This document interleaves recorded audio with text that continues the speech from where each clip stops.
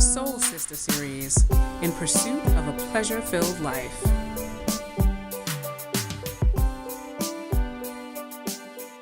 So, over the summer, at the end of summer, started reading this book, The Secret Science of Black Male and Female Sex by T.C. Carrier. Okay, listen. Don't ask me how I ended up getting that book. Mind your business.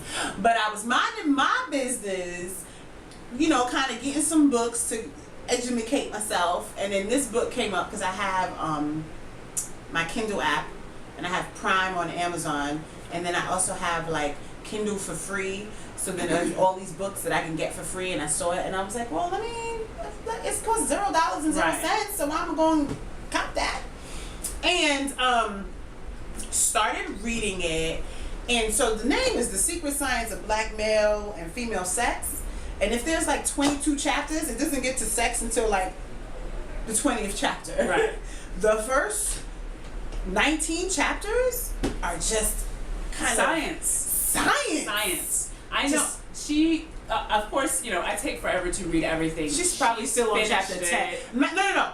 I finished it and started again, and I just finished it. She has an unfair advantage because I'm sure she's taking notes and, you know, diagram things. And I started reading it on my phone because I got like a limited like Amazon Kindle like free thing, and I can vouch for the fact that yes, the first like I don't know how many chapters, it is science. Mm-hmm. It's him breaking down literally just like what life is made of, and the principles, the male and feminine principles of like life, and it is deep. But I mean, it came from this vision that he had while he was engaging in sexual relations. He was having sex, and then this goddess came to him. Whatever, I don't care how this sounds. It's good. He was having sex, and this goddess came to him.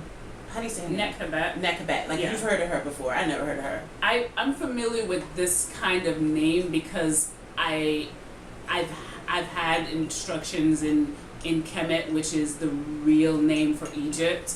So their names are kind of like that. Nekhbet, Sekhmet. I might have heard of her before, but I don't know that much about her. Well, until I read this book. I'm looking for a Kemet 101 class.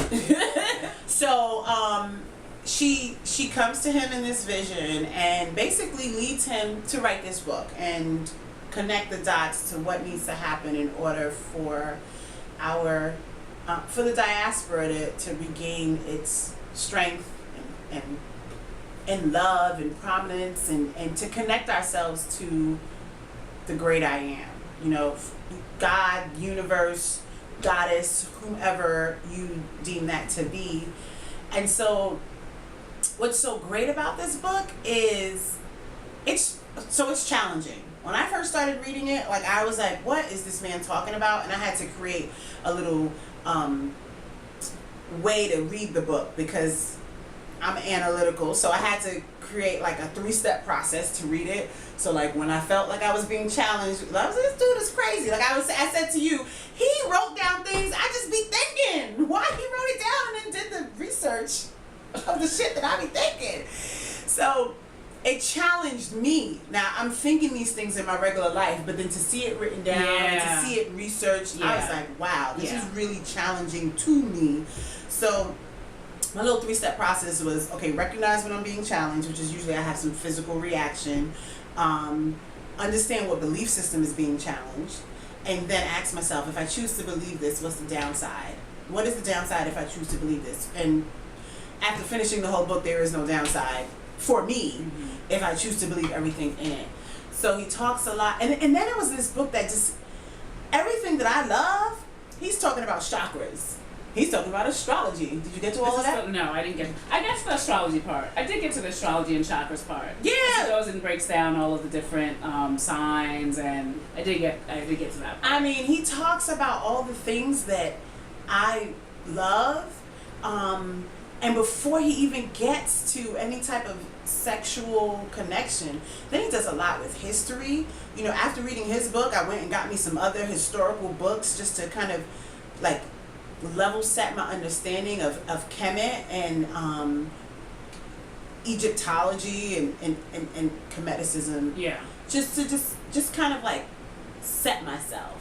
To give yourself some foundation. Right. So I have ran into somebody who noticed that I was wearing the Ankh and has some information about this as well. And her new spiritual teacher. Sending me videos by Dr. Philip Valentine. If you don't know him, you should Google him. He's somebody who's also a professor or expert in like Cometian sciences, and that also gives more foundation to like T.C. Carrier's book. Mm-hmm. And see, I took notes, but I haven't read it in a while. But what I do remember is that there is a lot he goes into when he talks about the symbolism and the power of melanin and melanated people and the pineal gland. And it's like, you know, melanin is everything. It is. I ordered my T-shirt. This says melanin on fleek. Yes, I did. I'm waiting for it to come. What? Yes, I did. Where is this from? Some black-owned T-shirt company.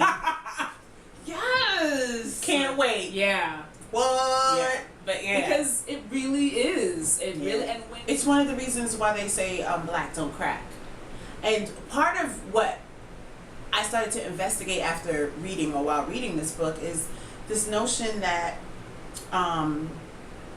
medicine and approaches to health comes from a very white perspective. Like I think it was in his book that they say, you know, they even use albino rats or mice to test medicine, right? And so we're doing things that, fuck it, I'm just gonna say it, ain't for us, right? Doesn't, you know, so even this idea of what is obese and what's not, and I'm not saying that women of color don't carry extra weight and we're not suffering from obesity, but there's a different way that we are built. Just like our hair is different, just like our skin is different and deals with the sun and the environment in a different way, there's a different way that we're built that doesn't fall neatly into European standards of anything. Right.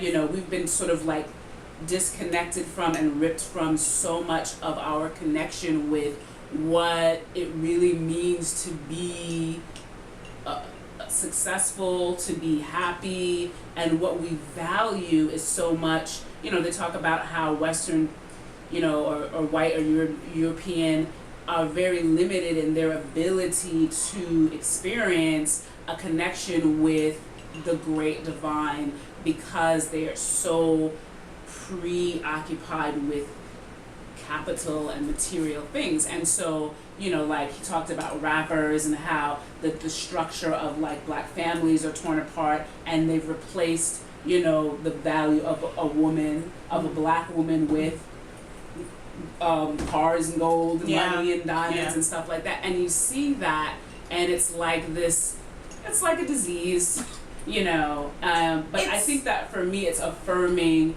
because he goes back and back and back and back to sacred times when this was not the case, when so much of what we were connected with was self-knowledge of knowing who we are and not valuing these things, but valuing like our connection and our ability to connect with, you know, the divine. It's real. So for me, it's kind of crazy because a lot of the work that I do for my like work, like what I get paid to do, is about dismantling white supremacy. I was talking to someone yesterday and he was like, wait. You get to go and say that to people? I was like, yeah. And your job, support staff, they pay you to do that? I'm like, yeah, I'm kind of lucky. Yeah. So I was reading this at the end of summer as I was getting back into the swing of things for my job. I work with schools. And so it was like, wow, on one end, he's giving me this, but then all the research that I'm doing for my actual job about how do we teach children of color and how do we create spaces and environments for them to be successful, I'm like, it goes hand in hand. And so the bringing of these two things together blows my mind. Like I said, his book challenged my thinking in a lot of ways, But I kept on saying, if I choose to believe this, what's the downside? And like I said, there's no downside. So, if you are ready to be challenged and to kind of broaden your thoughts about being African, so that's the thing too. I don't know if I told you, but I was going through, so, all right, you can be African American, right? You can be black. And so in the work that I do, I just explain that black is a more inclusive term so that everyone can fall under it, right? Because everyone is not African American. I'm not African American. I'm not a descendant of African slaves brought to America. I'm a descendant of African slaves brought to Antigua, to the Caribbean, and I'm Afro-Caribbean. I'm not trying to separate myself from African Americans, but I'm also not trying to deny my Antiguan heritage. So just call me black. Right. Black, we rockin'. Right. After reading this book, I've just been like, really? Just call me African. And I know that's gonna, like, that is a mental shift. And I know it's just, for some people, it's just semantics and it's just words. I was just reading a book yesterday for my job, and the author made it very clear that the words we choose are important. That nothing is just words. No. That everything that you choose, how you choose to represent yourself, which words you choose, are important, and we have to think about that. And it's this constant level of consciousness, which is what we've been talking about at my job. Just this constant level of consciousness that you have to have not to fall into old tendencies, right? And so for me, this guy said, oh, I'm from Africa, where are you from? And he says, I'm African. What are you? And I said, I'm African too. I just got stopped off in Antigua. And he laughed and he was like, you're not African. Absolutely I am. But just having that, like just moving myself forward in that way, like we're all from the diaspora, and I'm rocking with black and people who can accept black, but really this book pushed me to like African. Because Africa is so negative. Right. Like no matter how hard we try to make it positive, there's such a negative feel to it that you don't want to proclaim it. And the disconnection that some of us may feel from Africa and African culture. But I still, like, that's where I'm at right now. African. Yeah. Soul Sister Series, in pursuit of a pleasure-filled life, though shit keeps on happening.